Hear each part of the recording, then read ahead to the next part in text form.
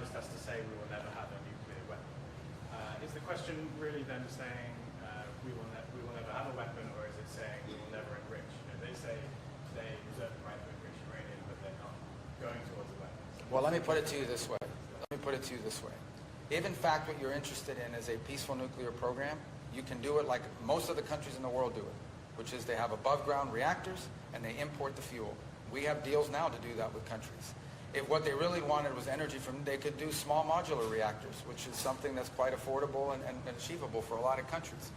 But when you say we want to enrich, and we want to enrich deep underground, and you have a history in the past of enriching to 20 and even 60%, plus you're building missiles that could potentially carry warheads, that doesn't sound to me like someone who's a country that's not interested in building weapons. So it's not just the rhetorical, it's the actions that back the rhetoric, which we simply haven't seen.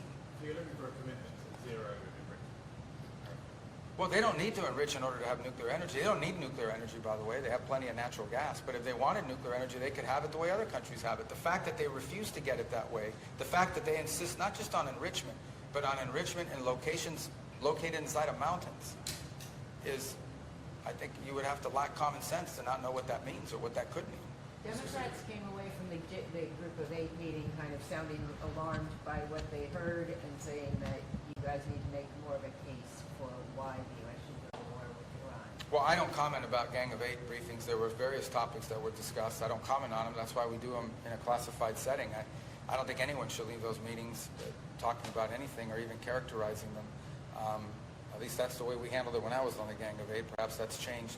But generally, that said, just outside of the Gang of 8 briefing, yeah, what's happening with Iran is very concerning. It's been very concerning for 40-something years. And it's become increasingly concerning as they've increased their weapon capabilities. So I don't think that's a mystery to anyone, that Iran is a deep concern.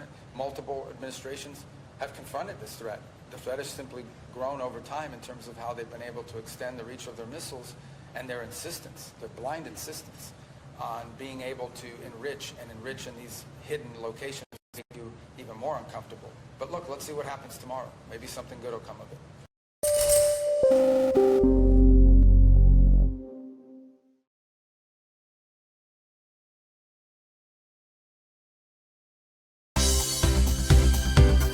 For more news and updates, all you need to do is follow CNBC TV 18 on all of our digital platforms.